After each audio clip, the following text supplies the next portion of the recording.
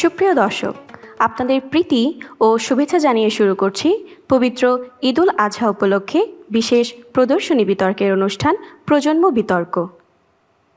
অনুষ্ঠানের শুরুতেই আমি ২৪-এর গণঅভ্যুত্থানের শহীদদের আত্মার মাগফিরাত কামনা করছি এবং আহতদের দ্রুত আরোগ্য কামনা করছি। আজকের বিতর্কের বিষয় মহামানবের সাগর তীরে যত সুর আমায় ঘিরে। এই বিষয়ের উপর বিতর্ক করবে ৪টি প্রজন্মের ৮ জন বিতার্কিক। সুপ্রিয় দর্শক, এবার আমি আজকের বিতার্কিকদের সাথে পরিচয় করিয়ে দিচ্ছি। আমাদের মাঝে আছেন জেনারেশন এক্স থেকে ফজলে হুদা আকন্দ বাবুল এবং মুনিরা সুলতানা, মিলেনিয়াল থেকে বাকিবিল্লা এবং রেবেকা সুলতানা রিমা, জেনজি থেকে সাফান রহমান এবং ফারজানা আফরিন মারিয়া, জেনারেশন আলফা থেকে সাকিব হাসান এবং মাইমানাত ইসলাম।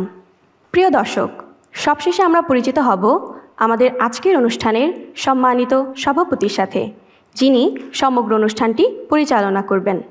আমাদের মাঝে সভাপতি হিসেবে উপস্থিত আছেন ডক্টর মোহাম্মদ গোলাম রাব্বানী, অধ্যাপক, ইতিহাস বিভাগ, জাহাঙ্গীরনগর বিশ্ববিদ্যালয়। বিতর্ক অনুষ্ঠানটি শুরু করার পূর্বে আসুন সংক্ষেপে আজকে বিতর্কের নিয়মগুলো জেনে নিই। প্রত্যেক বিতার্কিক তার বক্তব্য উপস্থাপনের জন্য ৫ মিনিট সময় পাবে। সেক্ষেত্রে ৪ মিনিটে একটি সতর্কতা সংকেত এবং ৫ মিনিটে চূড়ান্ত সংকেত প্রদান করা হবে। সুপ্রিয় দর্শক, এবার আমি সম্মানিত সভাপতিকে অনুষ্ঠানটি শুরু করার জন্য বিনীত অনুরোধ জানাচ্ছি। সম্মানিত সভাপতি। এই প্রজন্ম বিতর্কের বিষয় নির্ধারণ করা হয়েছে মহামানবের সাগর তীরে যত সুর আমায় ঘিরে। শুরুতেই এই প্রস্তাবনার উপর বক্তব্য উপস্থাপন করার জন্য আমি আলফা জেনারেশনের মাইমানাত ইসলামকে তার বক্তব্য উপস্থাপন করার জন্য আহ্বান জানাচ্ছি। মহামানবের সাগর তীরে যত সুর যেন আমায় ঘিরে, উক্ত বাক্যটির দ্বারা এর অন্তর্নিহিত অর্থ বোঝানো হয়েছে যে জ্ঞান, উদ্ভাবন এবং মানবতার যুগে আমাদের শেষ প্রজন্মই হচ্ছে সেই প্রজন্ম যা আমাদের এগিয়ে নিয়ে যাবে বিশ্ব দরবারে। আমি মাইমানাত ইসলাম আজ এই মঞ্চে উপস্থিত হয়েছি জেনারেশন আলফার প্রতিনিধি হিসেবে। আসসালামু আলাইকুম সবাইকে। বক্তব্যের শুরুতেই আমি ধন্যবাদ জানিয়ে নিতে চাচ্ছি কর্তৃপক্ষকে আমাদের জন্য অত্যন্ত সুন্দর একটি অনুষ্ঠান আয়োজন করবার জন্য এবং সম্মানিত বিচারক মণ্ডলীকে আজ তাদের গুরুত্বপূর্ণ সময় আজ আমাদের মাঝে অতিবাহিত করবার জন্য। যেহেতু আমাদের বিষয়টি হচ্ছে আজ মহামানবের তীরে আমাদের নিয়ে যত সুর, আমরা বেশ কিছু বাস্তব উদাহরণের মাধ্যমে আরও বিষয়টি ভালোভাবে বিশ্লেষণ করার চেষ্টা করব। জেনারেশন আলফাই প্রথম জেনারেশন যারা বেড়ে উঠছে টেকনোলজি অর্থাৎ প্রযুক্তির সাথে। তাদেরকে সেই সূত্র অনুসারেই নামকরণ করা হয়েছে ডিজিটাল নেটিভ 2.0 হিসেবে। আমরাই সেই প্রজন্ম যাদের মাধ্যমে উঠে আসবে সেই বহু প্রতীক্ষিত টেকসই উন্নয়ন। আমরাই সেই প্রজন্ম যাদের মাধ্যমে প্রতিষ্ঠিত হবে মূল্যবোধ। আমাদের প্রজন্মের মাধ্যমে আমরা চেষ্টা করব যাতে যে প্রযুক্তিটি বর্তমান বিশ্বে প্রতিষ্ঠিত হয়েছে সেই প্রযুক্তিকে যাতে আমরা আরও এগিয়ে নিয়ে যেতে পারি এবং এমন একটি দ্বারপ্রান্তে পৌঁছাতে পারি যাতে আমরা সবসময় যা প্রতীক্ষিত করেছিলাম বাস্তব উদাহরণের সাহায্যে বোঝা যাক। বাংলাদেশের প্রেক্ষাপটে আমরা যদি বিবেচনা করতে চাই তাহলে দেখা যাবে গত বছর 2024 সালে 26তম রোবোটিক্স অলিম্পিয়াডে আরিয়েতি ইসলাম নামক এক এদেশীয় প্রতিযোগী অর্জন করে স্বর্ণপদক, আর তার বয়স মাত্র 8 বছর। জেনারেশন আলফা প্রতিযোগিতা করে আরও অনেকগুলো ক্যাটাগরির সাথে এবং সে ক্রিয়েটিভ ক্যাটাগরিতে তার স্বর্ণপদকটি অর্জন করে। এরপর ঠিক যা হবার কথা তাই তাকে এনে দেয় নেট দুনিয়ার শীর্ষে এবং পত্রিকার খবরে পাতায় পাতায় যেন তার নাম ছেয়ে যায়। এর মাধ্যমে চারদিকে যেন তারই গুণগান হতে থাকে এবং সব সুর যেন বাঁচতে থাকে তাকেই নিয়ে। আমরা যদি আরও একটি উদাহরণের ব্যাপারে জানতে চাই তাহলে আমরা হয়তো বলতে পারবো সুবর্ণ আইজেক বাড়ির কথা। এই ক্ষুদে বিজ্ঞানী সম্পর্কে আমরা প্রায় কম বেশি সবাই অবগত। এই বিজ্ঞানী ছোটবেলা থেকে অর্থাৎ শৈশবকাল থেকেই তার পদার্থবিজ্ঞানের অত্যন্ত জটিল সকল গাণিতিক সমস্যাগুলো সমাধান করতে সক্ষম। তার এই সমস্যা সমাধানের প্রতিভা তাকে এনে দিয়েছে হার্ভার্ড বিশ্ববিদ্যালয়ের স্বীকৃতি। এই মাত্র 11 বছর বয়সী বাংলাদেশি সেই ছেলেটি তার প্রতিভার কারণে জায়গা করে নিয়েছে New York University of United স্টেটসে। এর দ্বারাই বোঝা যাচ্ছে বাংলাদেশের প্রেক্ষাপটেই নয় বরং বৈশ্বিক প্রেক্ষাপটে জেন আলফা ঠিক কতটা গুরুত্বপূর্ণ ভূমিকা পালন করছে। জেনারেশন আলফা তারা কোড রান করছে, প্রোগ্রামিংয়ে খেলার ছলে, তারা মানবতার জন্য কাজ করছে, বিশ্ব ঐক্য প্রতিষ্ঠা করার জন্য কাজ করছে একযোগে। তারা সেই প্রজন্ম যারা একযোগে কাজ করে সারা বিশ্বের উন্নয়ন সংগঠনে ঐক্যবদ্ধ। মূলত আমরা জেনারেশন আলফা, আমি সেই জেনারেশন আলফা যে প্রতিষ্ঠিত আজকের পৃথিবীতে, যার মাধ্যমে আমরা পৃথিবীতে এক সংহতিপূর্ণ এবং সমৃদ্ধ পৃথিবী এবং সুন্দর পৃথিবী তৈরি করতে পারব। মূলত জেনারেশন আলফার বেশ কিছু উদাহরণের মাধ্যমে আমরা এটি বুঝতে পারি যে আমাদের বর্তমান বিশ্বে, প্রযুক্তি নির্ভর বিশ্বে এবং সেই বিশ্বে যেটি পরিবেশ সচেতন, বৈচিত্র্যগ্রাহী এই সকল আমাদের ব্যাপারে ঠিক কতটা গুরুত্বপূর্ণ। এছাড়া আরও দুটি উল্লেখযোগ্য ক্ষেত্র রয়েছে, যে সকল ক্ষেত্রগুলোর মধ্যে দুটি উল্লেখযোগ্য ক্ষেত্র হচ্ছে শিক্ষাক্ষেত্র এবং আমাদের চাকরি ক্ষেত্র।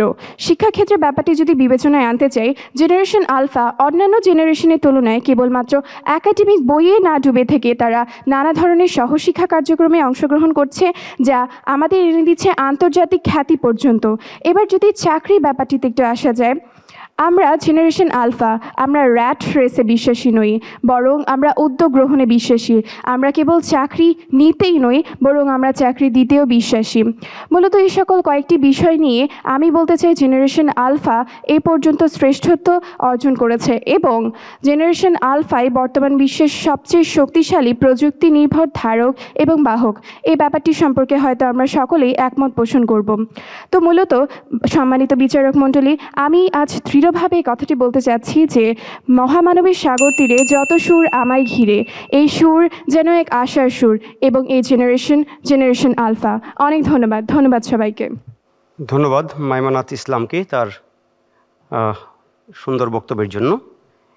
এ পর্যায়ে আমি জেনজির পক্ষ থেকে সাফওয়ান রহমানকে তার বক্তব্য উপস্থাপন করার জন্য আহ্বান জানাচ্ছি। মাননীয় সভাপতি, আজকে এখানে উপস্থিত আমার সহ বিতার্কিকবৃন্দ এবং সম্মানিত সুধী, আপনাদের সকলকে জানাচ্ছি আন্তরিক অভিবাদন এবং ঈদ মোবারক জেনারেশন জেড এর পক্ষ থেকে। জেনারেশন এক্স এবং জেনারেশন ওয়াই এর পরে আমাদের অবস্থান বিধায় আমাদের নামটি হয়েছে জেনারেশন জেড। আজকে জেনারেশন জেড আমাদের বিতর্কের যে নির্ধারিত প্রস্তাবনাটি রয়েছে সেটির সাথে কিভাবে সাযুজ্য বিধান করছে সেটি আমাদের অনুধাবন করা প্রয়োজন। আজকে আমাদের যে প্রস্তাবনাটি নির্ধারিত হয়েছে সেখানে বলা হয়েছে মহামানবের সাগর তীরে। আজকে একটু বুদ্ধিমত্তার পরিচয় দেই। রবীন্দ্রনাথ ঠাকুরের ভারত তীর্থ কবিতা থেকে এই পংক্তিমালাটি নেওয়া হয়েছে এবং এই পংক্তিমালাতে শ্রী রবীন্দ্রনাথ ঠাকুর তিনি বিশ্ব মানবতার বন্দনা করেছেন এবং একই সঙ্গে বলেছেন যে কিভাবে বহুত্ববাদ আমাদেরকে অনেক দূর এগিয়ে নিয়ে যেতে পারে। জেনারেশন জেডই পারে এই বহুত্ববাদকে ধারণ করতে এবং বহুত্ববাদের মাধ্যমে একটি সুন্দর পৃথিবী গড়ে তুলতে। আজকে জেনারেশন জেড সম্পর্কে যখন আমরা কথা বলতে যাই তখন দুটো হেডলাইনে কথা বলতে হবে। একটি হলো রাজনীতির দিক এবং অপরটি হলো রাজনীতির বাইরের দিক। রাজনীতির দিক থেকে আজকে যদি জেনারেশন জেডের কথা চিন্তা করতে হয় তাহলে আমি আজকে এখানে দাঁড়িয়ে গর্বিত সাফওয়ান রহমান বলতে পারি যে জেনারেশন জেড পৃথিবীর প্রথম জেনজি রেভলিউশন করেছে এই বাংলাদেশে বৈষম্য বিরোধী ছাত্র আন্দোলনের মাধ্যমে। এবং এই বৈষম্য বিরোধী ছাত্র আন্দোলন কেবলমাত্র যে জেনারেশন জেড অংশগ্রহণ করেছিল ব্যাপারটি এরকম নয়, বরং এই জেনারেশন জেডের পাশাপাশি এখানে আসার সুযোগ হয়েছিল বাকি সব জেনারেশনের। আজকে জেনারেশন জেড কেবলমাত্র যে রাজনীতি নিয়ে অনেক বেশি সচেতন হতে পারে ঠিক তা নয়, তারা স্বাস্থ্যের ব্যাপারেও অনেক বেশি পরিমাণে সচেতন। জেনারেশন জেড শারীরিক স্বাস্থ্য এবং একই সঙ্গে মানসিক স্বাস্থ্য নিয়েও যথেষ্ট সচেতন। জেনারেশন জেড স্বাস্থ্যের যে মূল সংজ্ঞাটি রয়েছে ব্যক্তিসত্তার সর্বাঙ্গীন বিকাশ সাধন করা সেটিতে বিশ্বাসী। আজকে আমাদের জেনারেশনের কথা যদি আপনারা চিন্তা করেন, আমরা ফিটনেস নিয়ে যেমন সচেতন, ঠিক একইভাবে মানুষের দুশ্চিন্তাগ্রস্ততা, বিষণ্ণতা ইত্যাদি নিয়েও অনেক বেশি পরিমাণে সচেতন।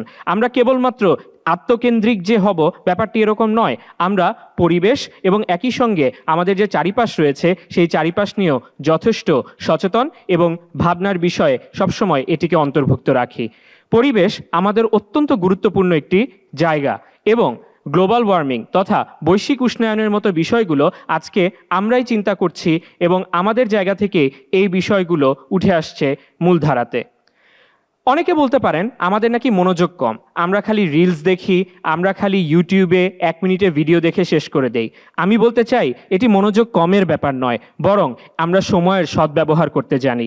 যেই জিনিসের গুরুত্ব 1 মিনিটে ধরা যায় সেটা আমরা বুঝেই নিতে পারি যে আসলে এটি 1 মিনিটেই এটির গুরুত্ব আমরা অনুধাবন করতে পারবো। এর পাশাপাশি আরেকটি জিনিস জানা একান্তভাবে প্রয়োজন, আমাদের রয়েছে খুবই সুন্দর উদ্যোক্তা মনোভাব।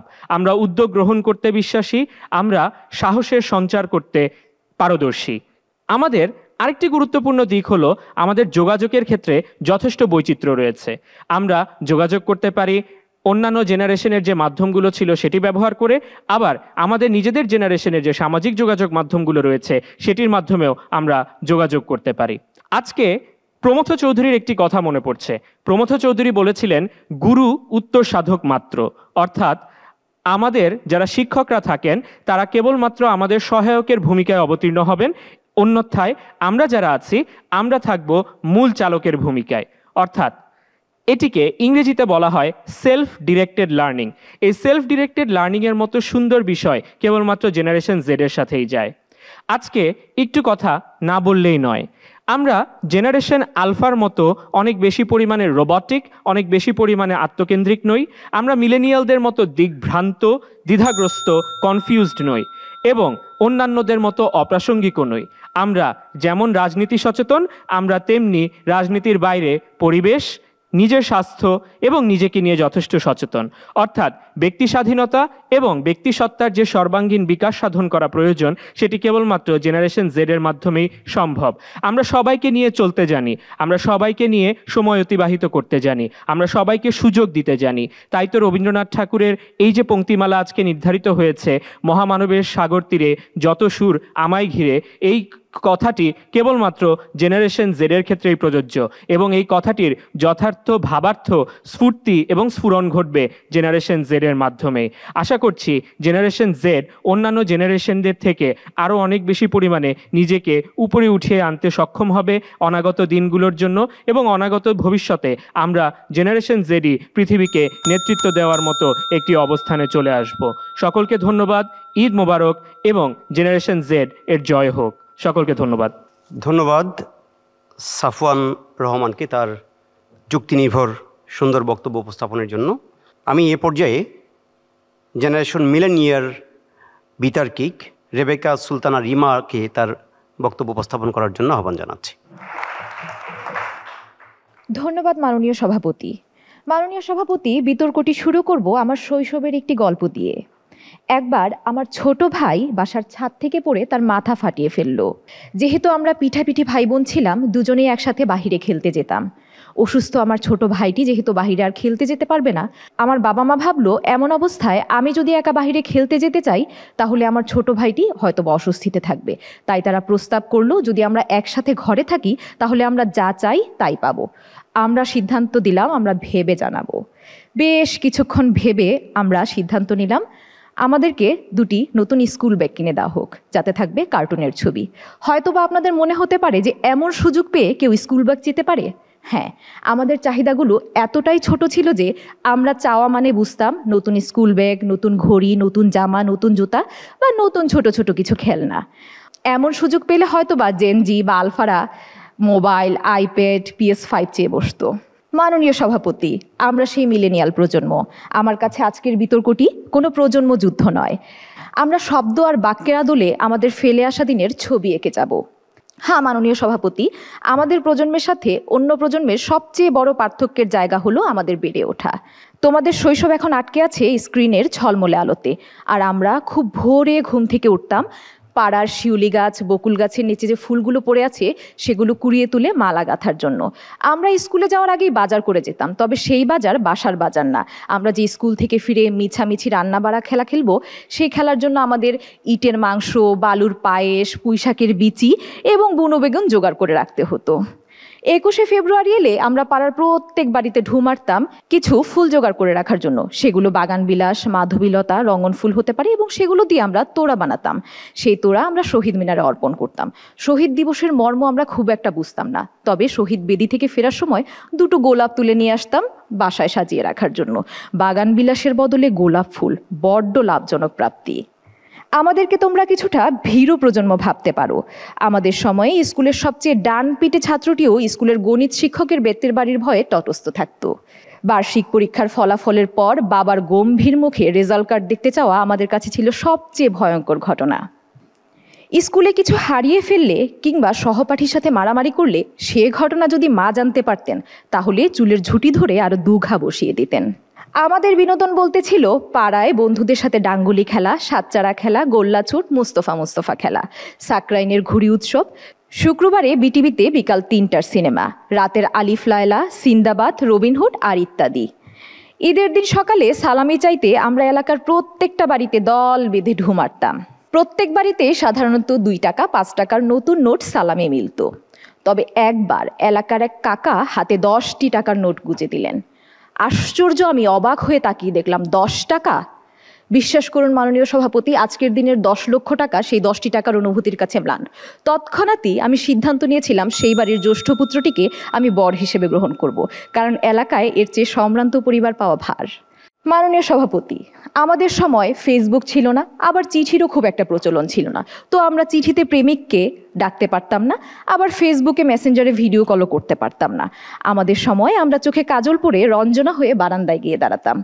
তবে আমাদের প্রেম আমরা এত গোপন রাখার চেষ্টা করতাম, কিভাবে যেন আমাদের পরিবারের প্রত্যেকটা সদস্য হয়ে উঠত পৃথিবীর শ্রেষ্ঠ গোয়েন্দা সদস্য।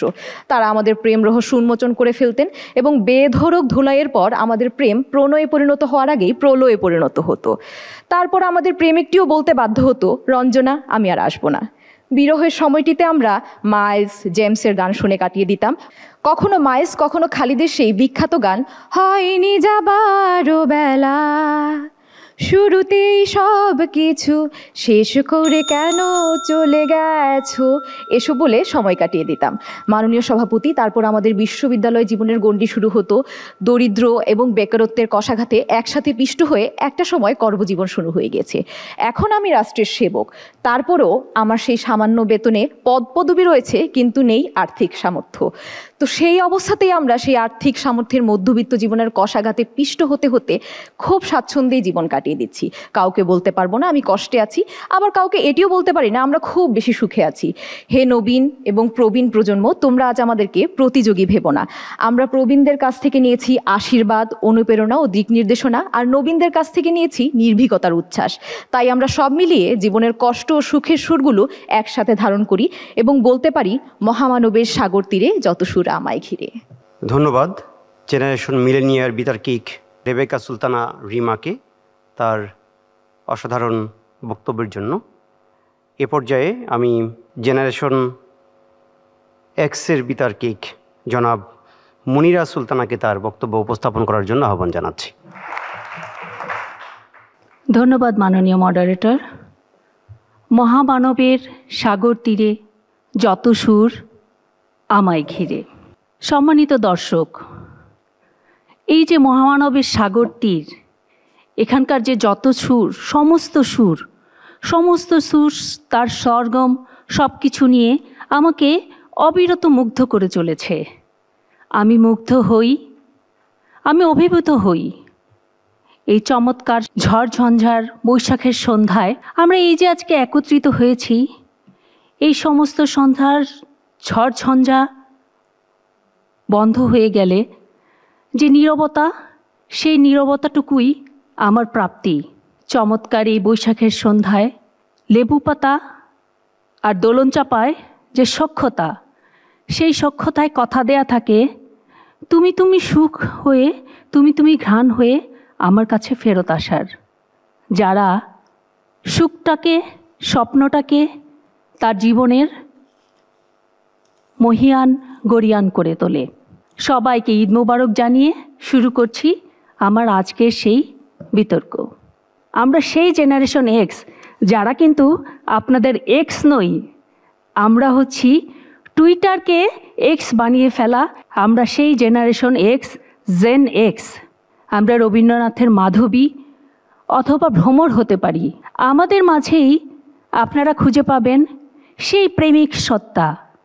আপনারা যতই সমস্ত দিন গ্লসি স্কিন আর চমৎকার লম্বা চুলের মোহে পড়ে থাকেন, দিন শেষে কিন্তু আপনারা সেই বেনুনি ঝোলানো কাজল চোখের শান্ত মেয়ের কাছেই ফেরত আসবেন।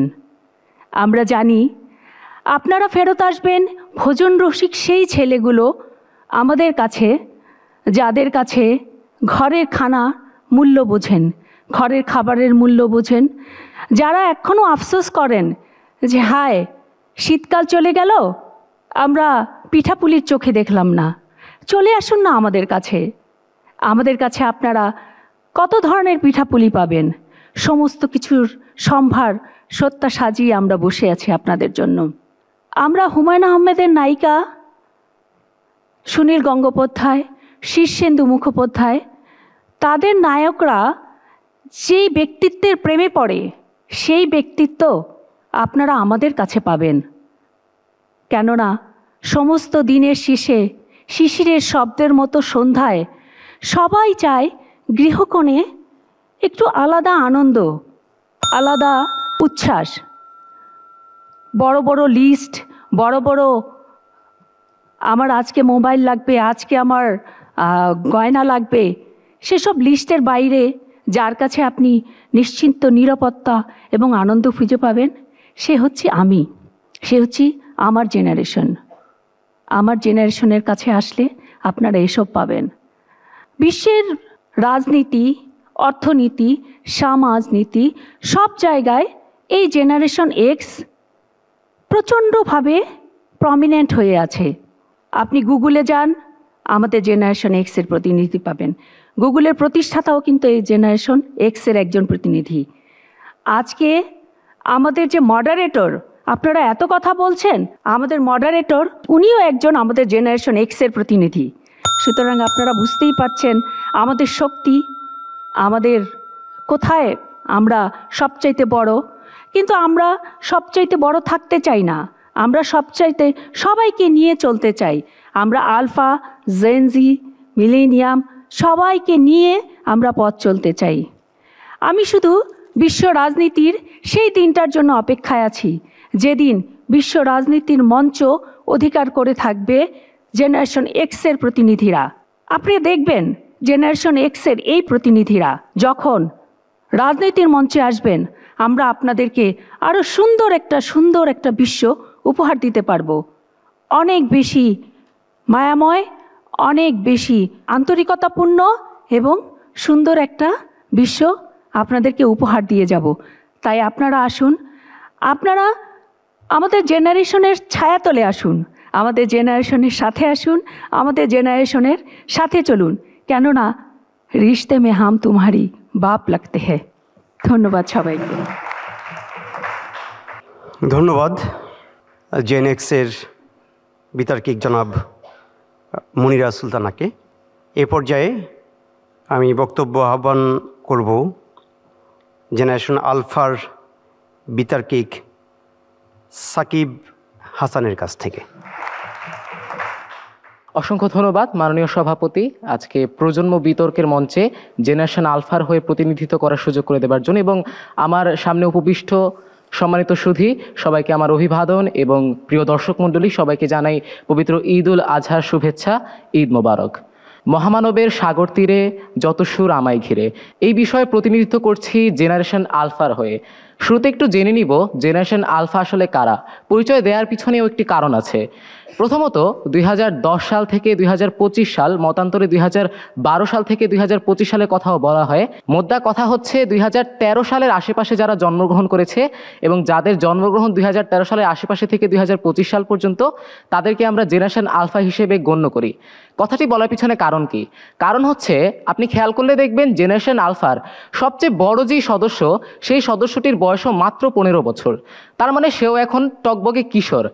আপনি খেয়াল করুন, মাত্র 15 বছর বয়সের একটি কিশোর যে ভাবে দেশকে নিয়ে, যে ভাবে সৃজনশীলতাকে নিয়ে, যে ভাবে কিভাবে তার দেশকে সে বিশ্বের সামনে প্রতিনিধিত্ব করবে, আমরা সেই জেনারেশন আলফা যেখানে প্রত্যেকটি কিশোর তার নিজের মাঝে একটি স্বপ্নকে বাস্তবায়ন করার লক্ষ্যে, দেশকে প্রতিনিধিত্ব করার লক্ষ্যে সর্বদা এগিয়ে যায়। চলে যেতে চাই সরাসরি জেনারেশন জেড এর কাছে।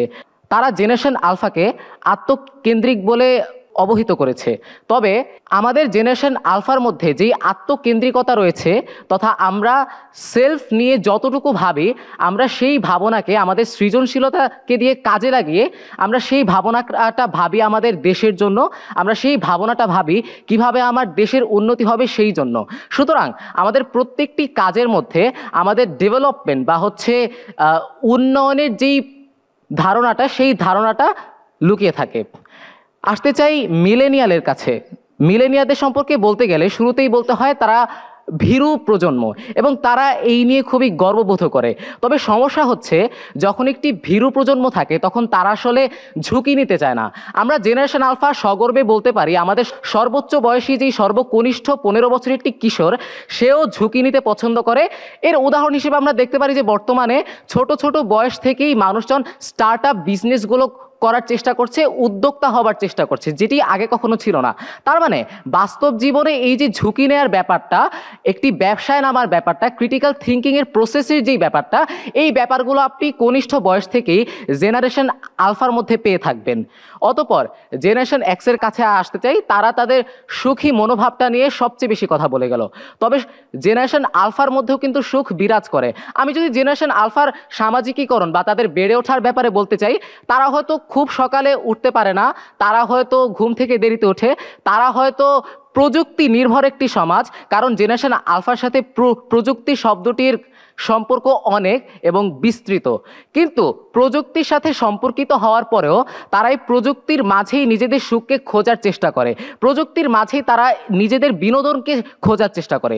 জেনারেশন আলফা নিয়ে যদি আমি আরও কিছু বলতে চাই, চতুর্থ ইন্ডাস্ট্রিয়াল রিভলিউশন বা হচ্ছে চতুর্থ শিল্প বিপ্লবের যেই মূল এলিমেন্টসগুলো, এইগুলো জেনারেশন আলফা ছোট বয়স থেকেই পেয়ে আসছে। জেনারেশন আলফার সর্বোচ্চ বয়সধারী যে ব্যক্তিটি, যার বয়স 15 হবে, সেও ভার্চুয়াল রিয়েলিটি সম্পর্কে জানে।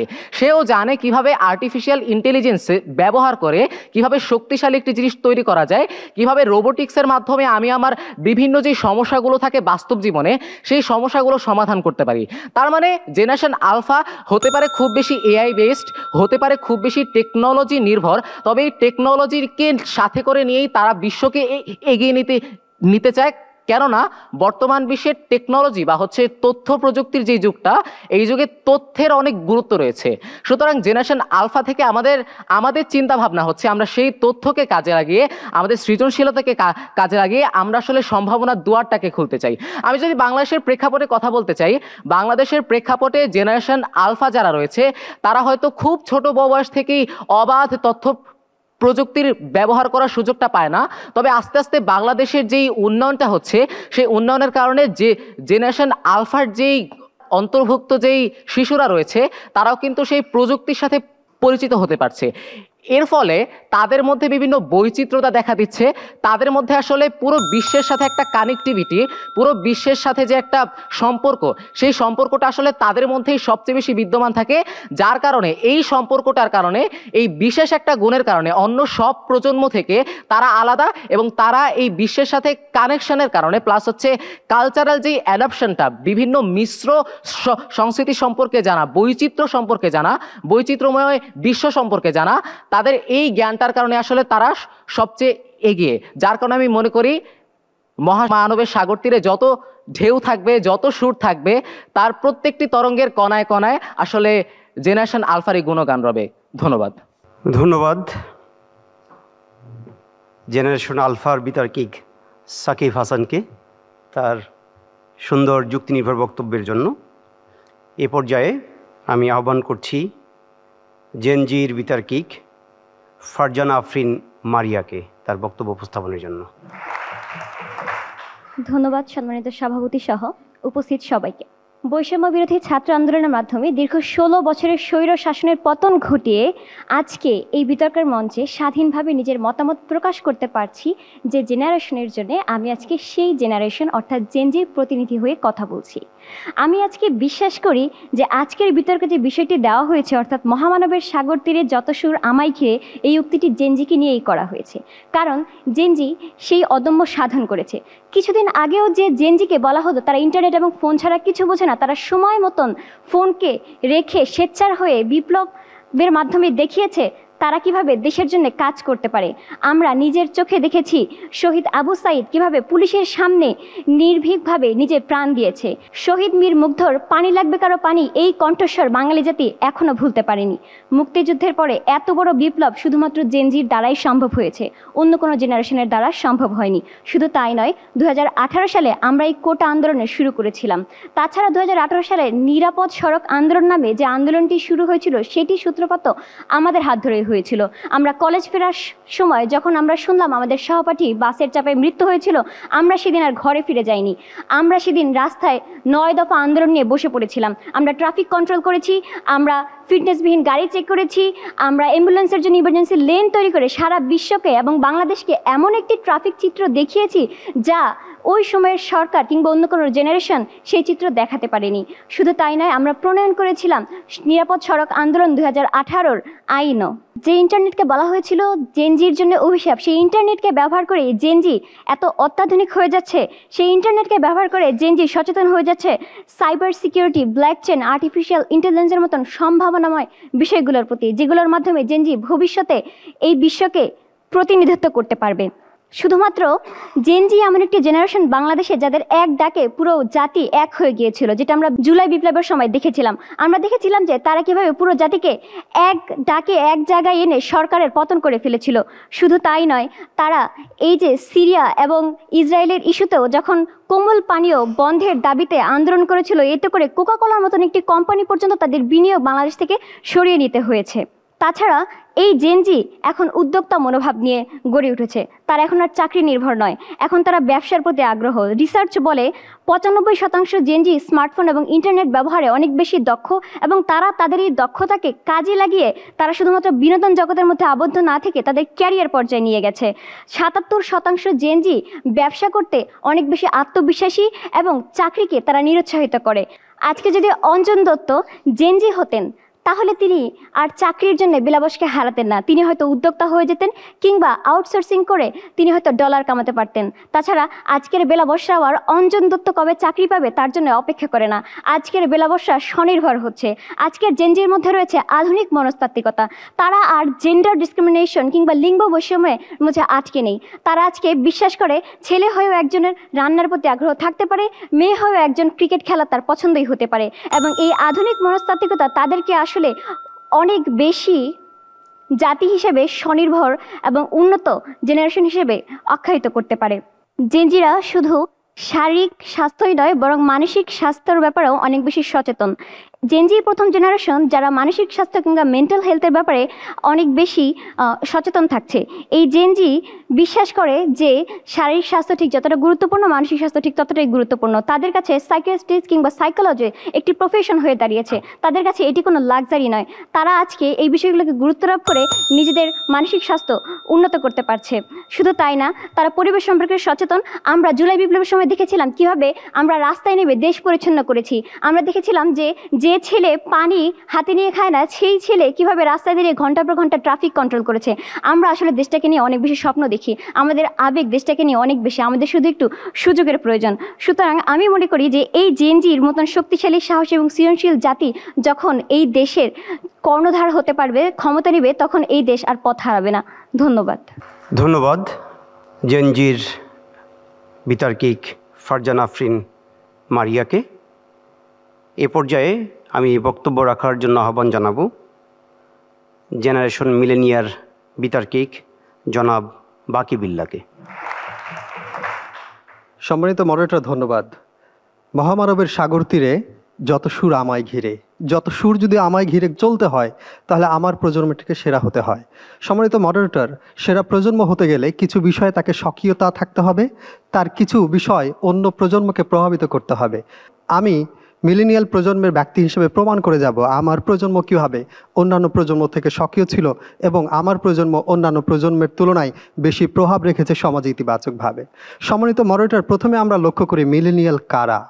1981 সাল থেকে 1996 সাল পর্যন্ত যারা জন্মগ্রহণ করেছে তারাই মিলেনিয়াল আজকের প্রজন্মের সংজ্ঞায়। সম্মানিত মডারেটর, লক্ষ্য করুন আমাদের দেশে 90s কিডস বলতে যাদেরকে আমরা বুঝি, যাদের স্বর্ণালী সময় আমরা দেখেছি বাংলাদেশের প্রেক্ষাপটে, তাদের সাহিত্য চর্চায়, তাদের খেলাধুলায়, তাদের সামাজিক বিভিন্ন মূল্যবোধ চর্চায়, সেই প্রজন্মই মিলেনিয়াল। ফলে আমাদের দেশে পশ্চিমে যাদেরকে ভাইব্রেন্ট 60s বলা হতো, আমাদের দেশে 90s কিডস অর্থাৎ মিলেনিয়ালরাই হচ্ছে সেই ভাইব্রেন্ট 90s কিংবা সেই মিলেনিয়াল প্রজন্ম। সম্মানিত মডারেটর, আমরা দেখেছি এমন একটি প্রজন্ম আমাদের মধ্য দিয়ে যারা শেষ প্রজন্ম বাবা মায়ের কথা শুনেছে। আমরা দেখেছি আমাদের মধ্য দিয়ে প্রথম প্রজন্ম যারা তাদের সন্তানের কথা শুনতে বাধ্য হচ্ছে, অর্থাৎ আমাদের পরবর্তী প্রজন্মগুলো তাদের সিনিয়রদের প্রতি শ্রদ্ধাবোধ, সামাজিক মূল্যবোধ কিংবা বাবা মাদের প্রতি যে শ্রদ্ধার সাথে কথা বলা কিংবা শিক্ষকের প্রতি তাদের যে শ্রদ্ধাবোধ, আচরণের মূল্যবোধ, এই রক্ষা করবার ক্ষেত্রে তারা পিছিয়ে আছে, যার কারণে আমাদের সামাজিক ইতিবাচকতায় তারা অবশ্যই পিছিয়ে আছে। কথা হতে পারে তারা প্রযুক্তিতে অনেক বেশি এগিয়ে, তারা প্রযুক্তির সময়ের প্রজন্ম, নিশ্চয়ই হতে পারে, কিন্তু প্রযুক্তিটা এসেছে মনে রাখতে হবে মিলেনিয়ালদের ওই সময় থেকেই তার বিস্তারের মাধ্যমে। অর্থাৎ যখন ভীরু ছিল জেনজি, যখন ভীরু ছিল জেন এক্স, যখন আরও ভীরু ছিল বেবি বুমার্সরা কিংবা তার পূর্ববর্তী প্রজন্মরা, তখন জেনারেশন মিলেনিয়াল প্রজন্মের সময় থেকে আমরা দেখেছি প্রযুক্তির বিস্তার হতে শুরু করেছে। যে বিস্তার আজকে পেয়েছে জেনারেশন আলফা, যে বিস্তার আজকে পেয়েছে জেনারেশন জেনজি, নিশ্চয়ই তাদের প্রযুক্তির এই বিস্তৃতি আমরা স্বীকার করি, কিন্তু মনে রাখতে হবে পূর্বপুরুষ এই প্রযুক্তি বিস্তারের ক্ষেত্রে মিলেনিয়াল প্রজন্মই। আমরা আরও দেখতে পাই তারা দাবি করেছে প্রযুক্তির এই বিস্তারে পরবর্তীতে তারা অনেক বেশি অবদান রাখবে, কিন্তু কথা হচ্ছে মহামানবের সাগর তীরে যত সুর আমায় ঘিরে, এখনকার সুরগুলোতে সবচেয়ে বেশি ভূমিকা মিলেনিয়ালদের জন্যই। কারণ আলফা প্রজন্ম তার যে প্রতিভা কিংবা তার যে অবদান সমাজে রাখবার ক্ষেত্রে সেটি এখনও ঠিকঠাকভাবে দেখাতে পারেনি। জেনারেশন জি বা জেনজি প্রজন্ম তাদের অবদানটুকু জুলাই আন্দোলন কিংবা তাদের বিভিন্ন আবিষ্কারের ক্ষেত্রে দেখাতে শুরু করছে, কিন্তু এটা মাথায় রাখতে হবে বৈশ্বিক বিভিন্ন কোম্পানিতে, বিভিন্ন ইঞ্জিনিয়ারিং প্রতিষ্ঠানগুলোতে মিলেনিয়াল প্রজন্মের ব্যক্তিরাই কিন্তু এখন ইঞ্জিনিয়ার হিসেবে কাজ করছে। গুগল থেকে মেটাতে তারা কাজ করছে, বিশ্বের বিভিন্ন প্রতিষ্ঠানগুলোতে তারা কাজ করছে, বিভিন্ন রিসার্চ অর্গানাইজেশনে। ফলে আমরা দেখতে পাই যারা এগিয়ে যাবে জেনারেশন জি হিসাবে কিংবা জেনারেশন আলফা হিসাবে, তাদের পূর্বপুরুষ হিসাবে অবশ্যই প্রাধান্য পাবে মিলেনিয়াল প্রজন্ম। আমরা বলতে পারি তাদের জায়গা থেকে দাবি করা হচ্ছে আমরা ভীরু প্রজন্ম, কিন্তু ভীরুতা তো তখন থাকে যখন আমরা শ্রদ্ধাবোধের জায়গায় থাকি। যখন শ্রদ্ধাবোধের জায়গায় বাইরে গিয়ে প্রজন্ম এগিয়ে নেওয়ার প্রশ্ন আসে, তখন আমরা দিগ্বিজয়ী হয়ে ছুটে বেড়াই, তখন আমরা জেনারেশন এক্সের মতো নিশ্চয়ই ভীরুতার চাদরে আবদ্ধ থাকি না। প্রশ্ন আসতে পারে আমরা কিভাবে স্বকীয় অন্যান্য প্রজন্ম থেকে। নিশ্চয়ই জেনারেশন জি, জেনারেশন আলফা বিশ্বাস করে শিক্ষা প্রতিষ্ঠানের বাইরেও শিক্ষা অর্জন করা যেতে পারে, কিন্তু আমাদের 19 কিডসের মধ্যে, মিলেনিয়াল প্রজন্মের মধ্যে আমরা দেখেছি ছাত্র শিক্ষকের সম্পর্কটা সবচেয়ে মধুর ছিল, কারণ এই সময় তারা কিছু জড়তা ভেঙে এগিয়ে আসতে শুরু করছে শিক্ষকের সাথে, যেটা জেনারেশন এক্স কিংবা পরবর্তী জেনারেশনগুলো পারে নাই। আবার যেটা শুরু করেছে পরবর্তী জেনারেশন জেনজি হিসাবে কিংবা জেনারেশন আলফা হিসাবে, অর্থাৎ শিক্ষকদের, সিনিয়রদের প্রতি যে সম্মানবোধ, একতাবোধ কিংবা তাদের প্রতি সামনাসামনি যে সম্পর্কের মধুরতা, সেটি তারা উপভোগ করতে পারে না। অর্থাৎ এই জায়গাতেও আমরা দেখতে পাচ্ছি জেনারেশন মিলেনিয়াল হচ্ছে স্বকীয় প্রজন্ম যারা দুটোর সমন্বয় করে চলেছে। ফলে আমাদের প্রজন্ম শালীনতার সাথে, মূল্যবোধের সাথে চর্চা করেছে এই সামাজিক বাস্তবতায়। আমরা যদি লক্ষ্য করি জেনারেশন জি কিংবা জেনারেশন আলফা, তারা বুঝতে পারবে না কিভাবে আগুনে কলম পোড়ার গন্ধের সুঘ্রাণ বের হয়, কেরোসিনের সুঘ্রাণটি কেমন হয় সন্ধ্যাবেলায় হারিকেন জ্বালানোর পরে, সেটি তারা বুঝতে পারবে না। তারা বুঝতে পারবে, রোমাঞ্চিত হবে কিভাবে তাদের ইরোটিক ক্লিপ তাদেরকে রোমাঞ্চ দিচ্ছে। সম্মানিত মডারেটর, ভিডিও গেমসের প্রচুর প্রচলনের কারণে তারা হয়তো অনেক বেশি গেমস খেলবে, কিন্তু দাঁড়িয়ে বান্ধা, ডাঙ্গুলি কিংবা বইচি বাঘবন্দি ইত্যাদি খেলার যে রোমাঞ্চ, সেই শৈশবটি তারা পাবে না। সম্মানিত মডারেটর, আমরা যদি লক্ষ্য করি বিটিভির সেই সময়টিতে আমরা আমাদের শৈশবটি কাটিয়েছি খুব সুন্দরভাবে। আমরা লক্ষ্য করেছি বিটিভির আলিফ লাইলাই সুর, কিংবা বিটিভির ইত্যাদির আয়োজন, কিংবা কানামাছি, কিংবা আমরা লক্ষ্য করেছি মিনা কার্টুন ইত্যাদির মাধ্যমে আমাদের শৈশবটি রঙিন হয়েছে। সবচেয়ে নস্টালজিয়ার দিন ছিল আমাদের 19 কিডসের জন্য শুক্রবারের বিকেলের সিনেমার যখন ঘোষণা আসতো, এখন দেখবেন পূর্ণ দৈর্ঘ্য বাংলা ছায়াছবি কিয়ামত থেকে কিয়ামত, প্রতিটা পাড়া মহল্লা স্তব্ধ হয়ে যেত। সেই স্তব্ধতা আজকের হাজারো কন্টেন্ট বিজ্ঞাপন মুক্ত থাকার পরও জেনারেশন জি কিংবা জেনারেশন আলফা কিংবা জেনারেশন এক্স উপভোগ করতে পারে নাই। ফলে আমরা দেখছি মূল্যবোধ চর্চার ক্ষেত্রে, জ্ঞানে বিজ্ঞানে এগিয়ে যাওয়ার ক্ষেত্রে, কিংবা বিজ্ঞানে বৈশ্বিক পর্যায়ে অবদান রাখবার ক্ষেত্রে, কিংবা জেনারেশন জি জেনারেশন আলফার অগ্রজ হিসাবে যে ভূমিকাটি রাখার প্রয়োজন ছিল তার শতভাগ পালন করেছে জেনারেশন মিলেনিয়াল। ফলে আমরা বলতে পারি মহামানবের সাগর তীরে যত সুর, মিলেনিয়াল প্রজন্ম ঘিরে। ধন্যবাদ। মিলেনিয়াল প্রজন্মের তুখর বিতার্কিক জনাব বাকিবিল্লাকে তার যুক্তিনির্ভর সুন্দর বক্তব্যের জন্য। এই বিতর্ক অধিবেশনের শেষ বিতার্কিক, বাংলাদেশের বিতর্ক অঙ্গনের একটি গুরুত্বপূর্ণ চরিত্র জনাব ফজলে হুদা আকন্দ বাবুলকে আমি তার বক্তব্য উপস্থাপন করার জন্য অনুরোধ জানাচ্ছি।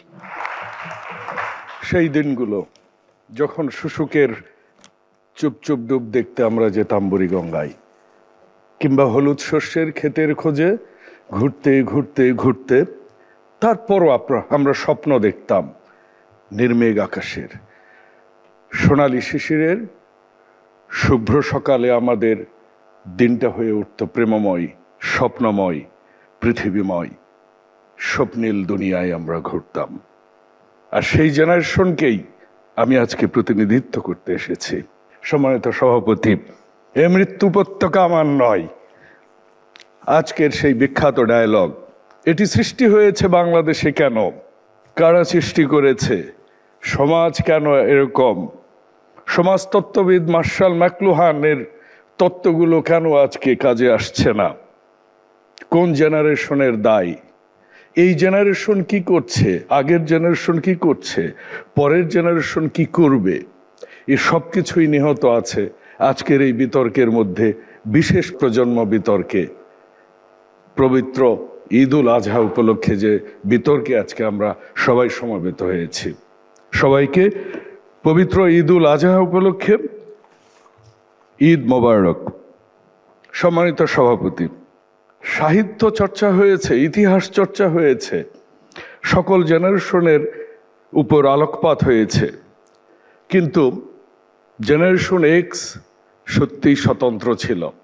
আজকের শিরোনামই তার প্রমাণ।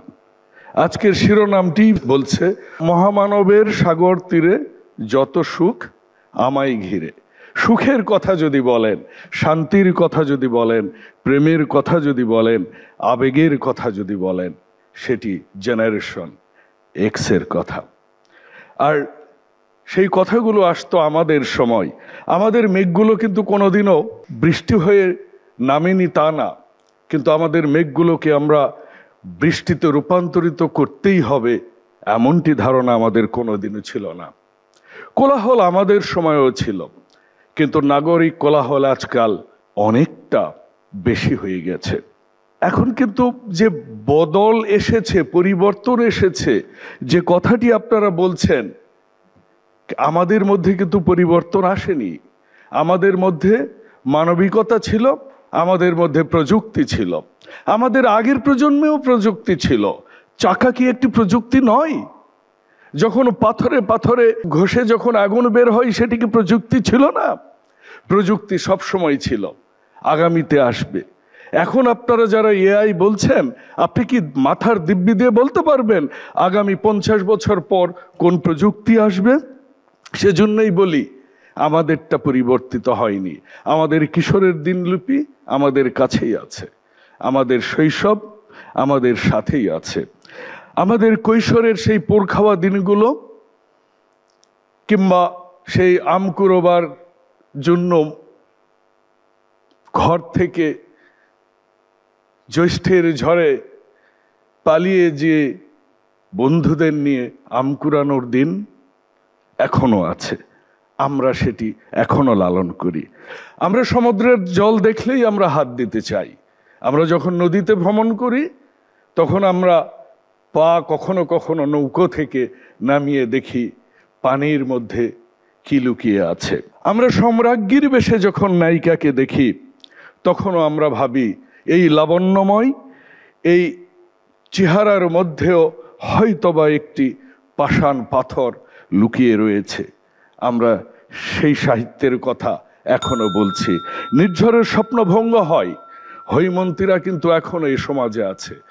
বিলাসীরা এখনো বিলাসবহুল জীবনযাপন করতে পারে না।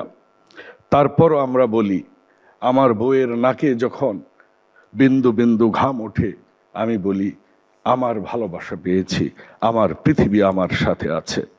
আমরা তো সেই ভালোবাসারই লালন করি যে ভালোবাসার কারণে কয়েক শতাব্দী পূর্বে মরে যাওয়া একটি প্রজাপতি একটি নক্ষত্রকে খোঁজে। নক্ষত্রটি প্রজাপতিটিকে ডান কিংবা মার্ভেলের প্রেমের কবিতায় খোঁজে, আফ্রোদিতের খোপাই খোঁজে, কিউপিডের চিবুকে খোঁজে, হরপ্পার যুগল মূর্তিতে খোঁজে। বিত্ত বৈভব থেকে দূরে, অনেক দূরে আমি নিশ্চিত প্রজাপতিটি নক্ষত্রটিকে খুঁজে পাই। আমরা সেই প্রজন্মকেই লালন করি। সবাই ভালো থাকবেন। সেই ঈদ প্রেমময় হয়ে উঠুক, সবার জন্য হয়ে উঠুক ভালো। ভালো থাকার, ভালো রাখার স্বপ্ন নিয়ে আগামী প্রজন্ম যেন ভালো থাকে সেই প্রত্যাশায় সবাইকে, সকল অনুজকে ঈদ মোবারক। ধন্যবাদ জেন এক্সের বিতার্কিক এবং আজকের এই বিতর্ক অধিবেশনের সর্বশেষ বক্তা তার আবেগপূর্ণ বক্তব্যের জন্য, এবং তার এই বক্তব্যের মধ্য দিয়েই আমাদের আজকের এই প্রজন্ম বিতর্ক, যার প্রস্তাবনা মহামানবের সাগর তীরে যত সুর আমায় ঘিরে, এর সমাপ্তি হচ্ছে। 4 প্রজন্মের 8 জন বিতার্কিক 4 দলে বিভক্ত হয়ে বিতর্কের মুনশিয়ানা দেখিয়ে অনিন্দ সুন্দরভাবে তারা তাদের বক্তব্য উপস্থাপন করেছেন। যুক্তি, তত্ত্ব, তথ্য, রসবোধ ইত্যাদির সমন্বয়ে তারা আজ বুঝিয়ে দিলেন যে বিতর্ক একটি যুক্তিতর্ক, শব্দশিল্প, বাকযুদ্ধ নয়। এতগুলো যুক্তি নির্ভর, এত অনিন্দ সুন্দর বক্তব্য শুনতে শুনতে আমিও খানিকটা ফিরে গিয়েছিলাম আমার ছাত্র জীবনের, বিতর্ক জীবনের সেই স্মৃতিগুলোতে। আমরা বিতর্কের মধ্য দিয়ে একটা সুনিশ্চিত, সুন্দর, সম্ভাবনাময়, ভালোবাসাপূর্ণ জীবনের আশ্বাস চাই। আমরা যেটা বক্তব্য দিব, আমরা যার উপর বিতর্ক করব, সেটা হবে আমাদের বিশ্বাস। সুপ্রিয় দর্শক, আপনারা ইতিমধ্যেই জেনেছেন এটি একটি প্রদর্শনী বিতর্ক এবং এই বিতর্কে কোনো বিচারক প্যানেল নেই। তাই আজকের এই অনিন্দ সুন্দর প্রজন্ম বিতর্কে কোন দল বিজয়ী হয়েছে সেই সিদ্ধান্ত আমরা এই মঞ্চ থেকে দিচ্ছি না। সেই বিচারের ভার, সুপ্রিয় দর্শক, আপনাদের উপর ছেড়ে দিয়ে আজকের এই বিতর্ক অনুষ্ঠান এখানেই শেষ করছি। ঈদ মোবারক।